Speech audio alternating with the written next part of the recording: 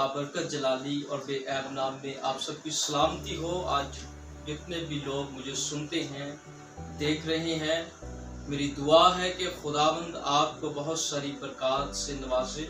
और मैं शुक्रगुजार हूँ ABN टेलीविज़न का और खुदा के खादम जनाब पास्टर इमैनुअल साहब का, जिन्होंने मुझे दावत दी कि मैं इस चैनल के ज़रिया से आप तक खुदा के कलाम को पहुंचा सकूं।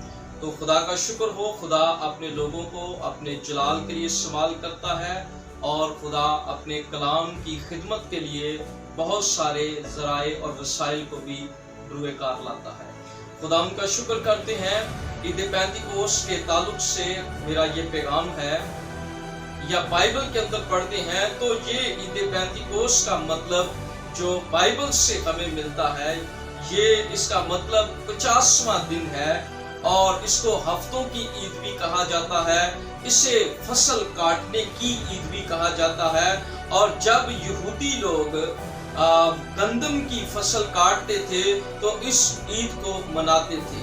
और हम देखते हैं कि ये ईद जो ईद पेंतिकोस्त है, ये पहले से यहूदी मनाते आ रहे थे। आज हम बाइबल मुकद्दस में से एक हवाला देखेंगे। मुकद्दस यूहन्ना की मार्फत लिखा गया खुदावंद का कलाम और उसका 7वां बाब और उसकी 37वीं आयत से मैं आपके सामने तलावत करूंगा।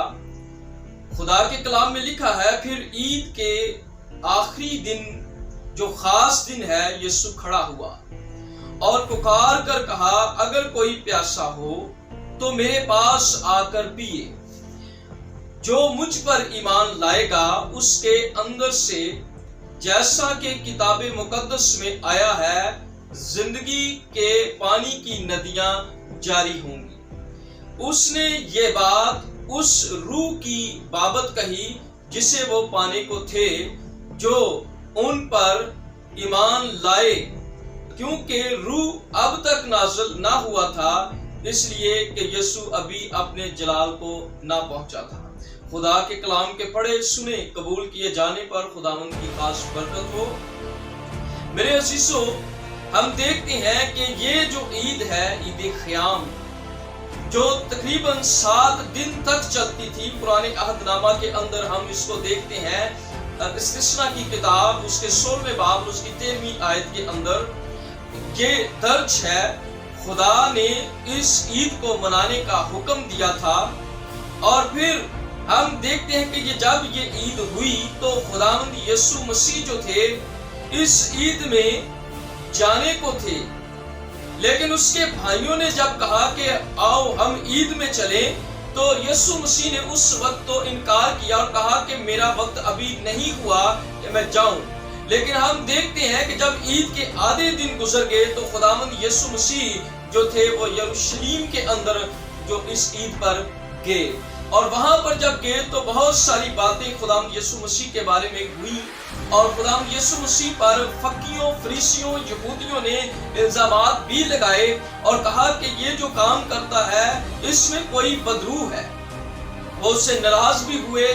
और जब ये सारी बातें हो चुकी और जब उससे सवाल कर लिया गया कि क्या तू मसीह है जो आने वाला है, मसीह ने बताया कि मैं मसीह हूँ जिसका तुम राह तकते हो, देखते हो।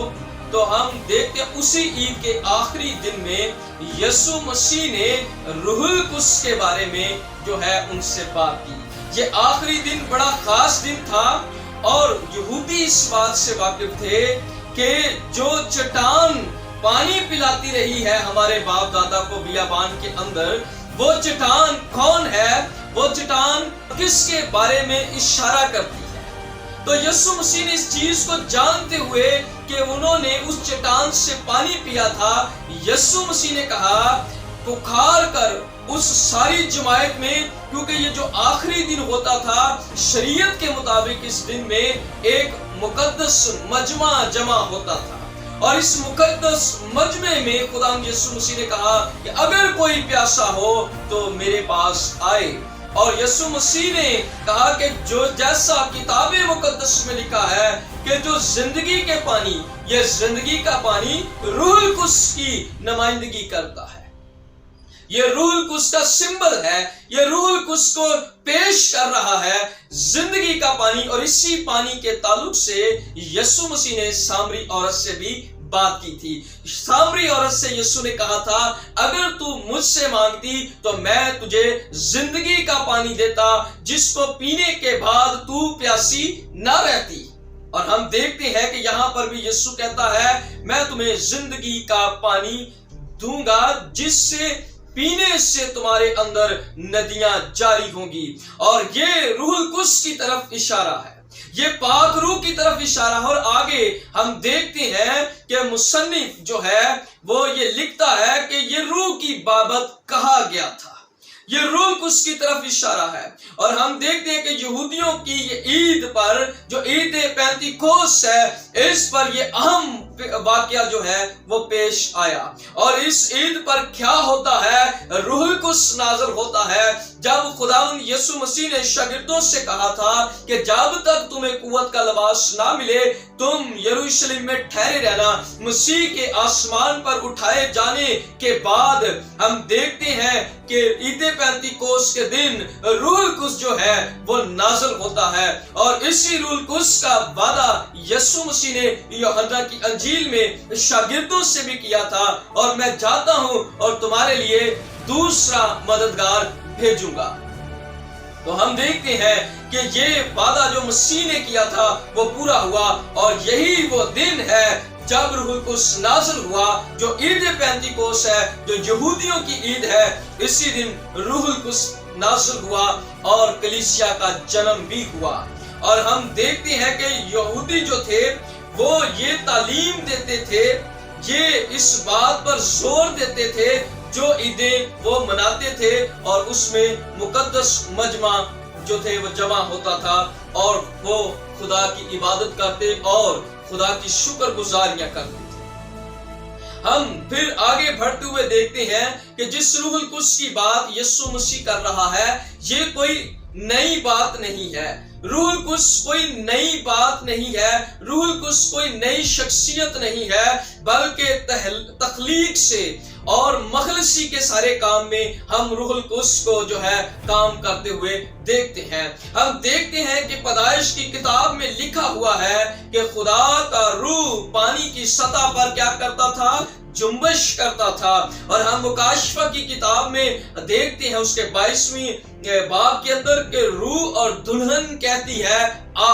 ہم دیکھتے ہیں کہ بائبل کی پہلی کتاب اور اس کی آخری کتاب میں ہم روح القدس کو کام کرتے ہوئے دیکھتے ہیں، اور روح القدس کو جب ہم پرانے عہد نامہ کے اندر دیکھتے ہیں، عہد عتیق کے اندر، تو تقریباً 90 مرتبہ سے بھی زیادہ جو ہے وہ روح القدس کا ذکر ہمیں ملتا ہے۔ روح القدس لفظ جو ہے وہ استعمال ہوتا ہے۔ تو ہم دیکھتے ہیں کہ نہ صرف پرانے عہد نامہ کے اندر روح القدس کا ہمیں ذکر ملتا ہے، بلکہ اس کے لقبات بھی جو ہیں، جو القاب ہیں، وہ بھی ہمیں نظر آتے ہیں۔ اور پھر ہم عہد جدید کی جب بات کرتے ہیں تو نئے عہد نامہ کے اندر بھی 260 مرتبہ روح القدس کا ذکر ہمیں ملتا ہے۔ تو یہ کوئی نئی شخصیت نہیں ہے۔ پرانے عہد نامہ کے اندر روح القدس کا نزول وقتی طور پر تھا۔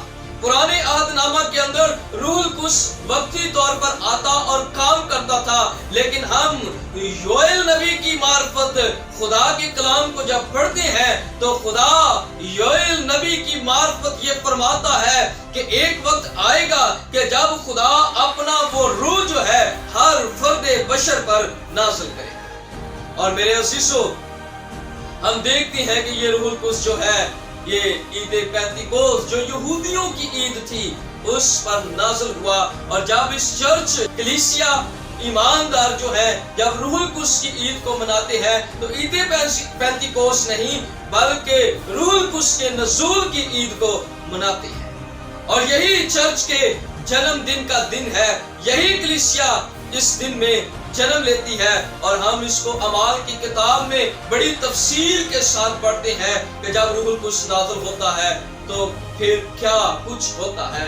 ایک ہی دن میں 3000 لوگ یسوع پر ایمان لاتے ہیں اور وہ ایماندار کہلاتے ہیں اور وہ خداوند کے پیروکار کہلاتے ہیں، اور وہی لوگ جو یسوع پر ایمان لانے والے ہیں، جب روح القدس کا کام زندگیوں میں جاری ہو جاتا ہے تو وہی کلیسیا کہلاتے ہیں۔ اور ہم جب پرانے عہد نامہ کے اندر روح کے بارے میں دیکھتے ہیں تو اس کے لیے جو عبرانی لفظ ہے وہ رواخ استعمال ہوا ہے، اور جس کا مطلب ہوا، سانس ہے، اور یونانی زبان کے اندر بھی یہ لفظ جو ہے یہ استعمال ہوتا ہے جس کو نیوما کہا گیا ہے۔ اس کا مطلب بھی سانس آندھی ہے، اور روح القدس کو جب ہم دیکھتے ہیں تو بہت سارے سمبلز کے ساتھ جو ہے، بہت ساری چیزوں کے ساتھ روح القدس کو تشبیہ دی گئی ہے، جیسے کہ تیل ہے، مہر ہے، بیانہ ہے، آگ ہے، پانی ہے، آندھی ہے، ہوا ہے۔ یہ روح القدس کو ان سے جو ہے وہ تشبیہ دی گئی ہے۔ روح القدس جو ہے وہ ایک کمپلیٹ پرسنالٹی ہے۔ یونانی زبان کے اندر ایک اور لفظ جو ہے پیراکلیٹوس جو ہے وہ استعمال ہوا ہے۔ پیراکلیٹوس کا مطلب ہے مددگار، یعنی جو مدد کے لیے ہے، اور یسوع نے کہا میں تمہارے لیے ایک مددگار بھیجوں گا اور میں جاتا ہوں۔ یہ مددگار کیا کام کرتا ہے؟ یہ مسیح کی گواہی دیتا ہے۔ یہ مددگار کیا کام کرتا ہے؟ یہ ہمیں خدا کا کلام سکھانے میں مدد کرتا ہے۔ یہ مددگار کیا کرتا ہے؟ یہ مسیح کا جلال ظاہر کرتا ہے۔ اور یہ کس کی جگہ پر آیا ہے؟ یہ خداوند یسوع مسیح کی جگہ آیا ہے۔ اور جب یہ خداوند یسوع مسیح کی جگہ آیا ہے تو خداوند یسوع مسیح کی جگہ کوئی اور نہیں لے سکتا۔ نہ کوئی انسان، نہ کوئی آدمی، نہ کوئی نبی، نہ کوئی رسول خداوند یسوع مسیح کی جگہ لے سکتا ہے۔ اگر کوئی خداوند یسوع مسیح کی جگہ لے سکتا ہے، اگر کوئی کو فاؤنڈر بن سکتا ہے، اگر کوئی جو ہے کو ایکول ہو سکتا ہے تو وہ روح القدس ہے۔ اور روح القدس جو ہے وہ خود ایک پرسنالٹی ہے، ایک شخصیت ہے، اور روح القدس جو ہے وہ تثلیث کا تیسرا اقنوم ہے، جس کو ہم پاک روح کہتے ہیں، روح القدس کہتے ہیں۔ اور یہ کبھی بھی مسیح کے ساتھ ڈس یونٹی میں نہیں جاتا ہے، یعنی اگر مسیح اپنی جگہ کوئی مددگار دے رہا ہے تو کبھی بھی ہم نے یہ نہیں پڑھا کہ کہیں ڈس یونٹی نظر آتی ہے خدا باپ میں، بیٹے میں، روح القدس میں۔ جو باپ کرتا ہے وہ بیٹا کرتا ہے، جو بیٹا کرتا ہے وہ روح القدس کرتا ہے، جو روح القدس کرتا ہے وہ یسوع کرتا ہے۔ اس لیے یہ جو ہے یہ پوری کمپلیٹ شخصیات ہے، اور اسی طرح روح القدس بھی جو ہے وہ شخصیت ہے۔ اور کسی شخصیت کے اندر تین چیزیں موجود ہوتی ہیں، ایک اس کی ول، مائنڈ، اور پھر اس کے ایموشنز جو ہیں، اور ہم یہ ساری چیزیں روح القدس کے اندر دیکھتے ہیں۔ ہم دیکھتے ہیں کہ روح القدس جو ہے وہ میرے عزیزو قادر مطلق ہے۔ اگر یسوع قادر مطلق ہے، اگر باپ قادر مطلق ہے تو روح القدس بھی قادر مطلق ہے۔ اگر ہم دیکھیں تو بہت ساری آیات میں ہمیں یہ ملتا ہے کہ روح القدس جو ہے وہ قادر مطلق ہے۔ اومنی پریزنس ہے وہ روح القدس کی ہر جگہ موجود ہے۔ ہم روح القدس کی اومنی پریزنس کو ہر جگہ پر دیکھتے ہیں۔ ہم روح القدس کو دیکھتے ہیں کہ وہ ہر طرح کا علم جانتا ہے۔ جیسے یسوع سب کچھ جانتا ہے ویسے ہی روح القدس جانتا ہے، سب کچھ جانتا ہے۔ وہ ساری چیزوں کا اسے امتیاز ہے۔ ہم دیکھتے ہیں کہ روح القدس کا جو ایٹریبیوٹ ہے، روح القدس کا جو ڈیوائن ایٹریبیوٹ ہے وہ بالکل بیٹے جیسا ہے، خدا جیسا ہے۔ ہم دیکھتے ہیں کہ روح القدس ایک کمپلیٹ شخصیت ہے۔ بعض اوقات لوگ اس کو سمجھتے ہیں کہ شاید یہ کوئی طاقت کا نام ہے، یہ کسی قوت کا نام ہے، لیکن ایسا ہرگز نہیں ہے۔ بائبل مقدس کے اندر ہم دیکھتے ہیں کہ نئے عہد نامہ کے اندر کہ روح القدس جو ہے وہ لوگوں پر نازل ہوتا ہے 120 کی جماعت پر، اور جتنے بھی روح القدس کے پیاسے ہیں روح القدس ان پر آ کر ٹھہر جاتا ہے۔ روح القدس جو ہے وہ چرچ کو دیا گیا ہے، اور روح القدس کا ظہور بائبل کے اندر لکھا ہے فائدہ پہنچانے کے لیے ہے، تاکہ یسوع مسیح کا جلال ظاہر ہو۔ روح القدس بطور مددگار آیا تاکہ لوگ جو یسوع پر ایمان لاتے ہیں نہ صرف ایمان لائیں بلکہ مسیح کے نمونے پر زندگی گزاریں، اور روح القدس اس لیے آیا ہے تاکہ ہم اس کے وسیلہ سے نئی پیدائش کا تجربہ کر سکیں، نئی پیدائش کا جو ہے وہ ہمیں تجربہ ہو جائے کہ روح القدس جو ہے وہ اس لیے ہمارا مددگار ہو کر آیا ہے، اور نئے پیدائش کے عمل کو بھی یہ جاری کرتا ہے۔ ہم دیکھتے ہیں کہ نیکودیمس سے کہا گیا جب تک کوئی پانی اور روح سے پیدا نہ ہو وہ خدا کی بادشاہی میں داخل نہیں ہو سکتا ہے۔ ایمانداروں سے کلام کرتا ہے روح القدس، ایمانداروں کا لوگوں کا ذہن کھولتا ہے روح القدس، دعا میں مضبوط کرتا ہے روح القدس، رہنمائی کرتا ہے روح القدس، اور تازگی بخشتا ہے روح القدس، زندگی بخشتا ہے۔ اور یہاں تک ہی نہیں، روح القدس کی اور بھی بہت ساری خوبیاں ہیں، اس لیے روح القدس ہمیں دیا گیا ہے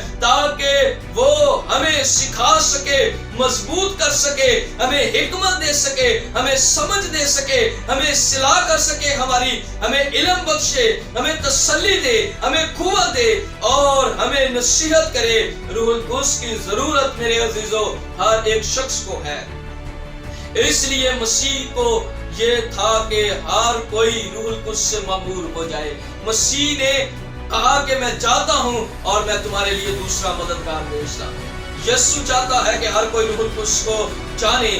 روح القدس ہمیں زندگی کے ہر شعبہ میں سنبھالتا ہے، ہر زندگی کے شعبہ کے اندر ہمیں روح القدس کی ضرورت ہے، اور یہی خداوند یسوع مسیح کی بھی خوشی ہے کہ ہم روح القدس سے معمور ہو جائیں، کلیسیا کے اندر اور خدمات جو ہیں وہ اس طرح نمایاں ہو جائیں کہ روح القدس جو ہے وہ کام کرے، اور کلیسیا کے اندر جو بات ہے وہ نمایاں ہوتی چلی جائے، اور وہ نمایاں کرتا ہے خدمات کو روح القدس، اور روح القدس ہی ہمیں نعمتیں دیتا ہے، روح القدس ہی ہمیں پھل عطا کرتا ہے تاکہ ہم گنہگار دنیا کے اندر قوت کے ساتھ کام کر سکیں اور یسوع مسیح کا جلال ظاہر کر سکیں، اور خدا کی بادشاہی میں وسعت ہو۔ اور پاک روح اس لیے ہمارے ساتھ مل کر کام کرتا ہے تاکہ ہم خدا کی مرضی کے تابع ہو جائیں، اور خدا کی مرضی کے تابع ہونے کے لیے ہمیں روح القدس دیا گیا ہے، اس لیے کہ باپ اور بیٹے کو جلال ملے،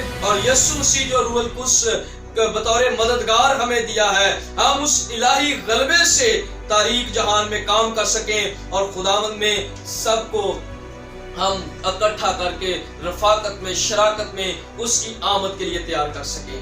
سو میرے عزیزو، روح القدس ایک شخصیت ہے، اس شخصیت کے ساتھ مل کر کام کرنے کی ضرورت ہے۔ نہ صرف یہ پاسبانوں کو اس کی ضرورت ہے، خدمت گزار لوگوں کو اس کی ضرورت ہے، بلکہ کلیسیا کے ہر شخص کو روح القدس کی ضرورت ہے، تاکہ جو بھی خدا نے ہمیں ذمہ داریاں دی ہیں ہم روح القدس کی مدد اور رہنمائی سے اس کو انجام دیتے ہیں۔ خدا اس کلام کے وسیلہ سے ہمیں برکت دے، آمین۔